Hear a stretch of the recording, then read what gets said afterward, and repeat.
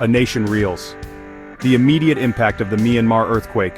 The earth shook, and in its wake, Myanmar trembled. A powerful 7.7 magnitude earthquake ripped through the Southeast Asian nation on March 28, 2025, leaving a trail of devastation in its wake. The epicenter, located near the historic city of Mandalay, bore the brunt of the seismic wrath.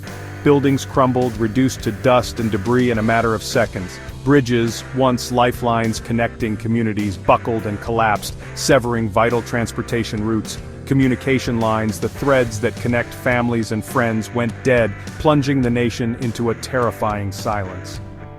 The initial hours after the earthquake were a blur of confusion and fear. Dust choked the air, obscuring the sun and casting an eerie pall over the affected regions. The injured cried out for help from beneath the rubble, their voices muffled by the weight of shattered concrete and twisted metal. The lucky ones, those who escaped the initial impact unscathed, could only watch in horror as their world crumbled around them. The scale of the disaster quickly became apparent. Thousands of buildings lay in ruins, their former grandeur reduced to piles of rubble. Roads were impassable, choked with debris and littered with downed power lines. The earthquake's impact extended far beyond Mandalay, reaching the capital city of Naypyidaw, and sending tremors that were felt as far away as Bangladesh and Thailand. As the dust began to settle, the true cost of the disaster began to emerge. Rescue workers and volunteers, many of them ordinary citizens thrust into extraordinary circumstances, frantically searched for survivors amidst the wreckage. Every hour brought news of more casualties, each life lost a stark reminder of the earthquake's devastating power. The world watched in horror, hearts heavy with sympathy for the people of Myanmar, a nation grappling with the aftermath of an unprecedented natural disaster. A race against time rescue efforts and mounting challenges. Time is the most precious commodity in the aftermath of a disaster, and in Myanmar, the race to save lives is a desperate battle against the clock.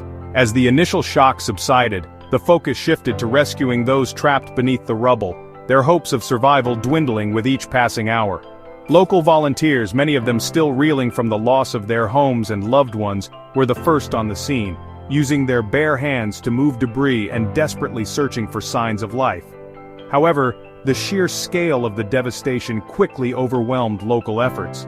The lack of heavy machinery and specialized equipment hampered rescue operations, forcing rescuers to rely on shovels, pickaxes, and sheer human will. The situation is particularly dire in remote areas, where access is limited due to damaged roads and communication breakdowns. Despite the challenges, international aid began to trickle in, offering a glimmer of hope amidst the despair. India, a close neighbor, was among the first to respond, dispatching 2 C-17 aircraft laden with aid.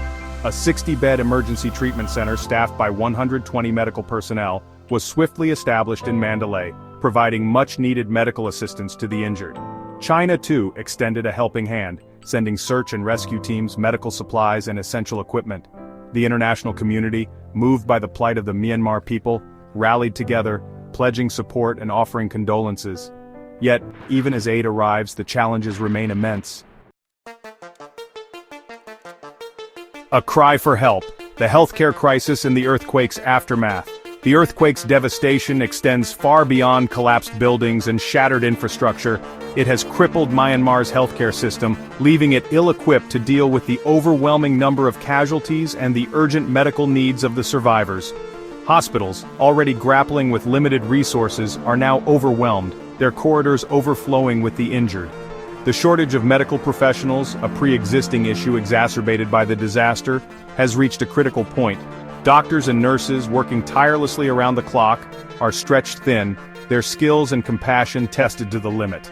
Essential medicines and supplies, already in short supply before the earthquake, are dwindling rapidly. Clean water and sanitation, crucial for preventing the spread of disease in the aftermath of a natural disaster, are scarce. The risk of waterborne illnesses, such as cholera and typhoid, looms large, posing a significant threat to public health, particularly in overcrowded displacement camps where sanitation facilities are inadequate. The earthquake has laid bare the vulnerabilities of Myanmar's healthcare system, highlighting the urgent need for increased investment and capacity building. International aid organizations are working tirelessly to fill the gaps, providing medical supplies, setting up mobile clinics, and supporting overwhelmed hospitals. Yet, the needs are immense, and the situation remains dire. The international community must continue to provide sustained support to ensure that the people of Myanmar receive the medical care they so desperately need. Glimmer of hope, international aid and a fragile ceasefire. Amidst the devastation and despair, a glimmer of hope has emerged from the heart of the crisis. A resistance movement engaged in a long-standing conflict with the Myanmar government has announced a partial ceasefire in the wake of the earthquake. This fragile truce, a testament to the unifying power of human suffering, offers a window of opportunity to ramp up aid and rescue efforts. The ceasefire, if upheld by all parties, could facilitate greater access to remote areas cut off by fighting, allowing aid workers to reach those in desperate need.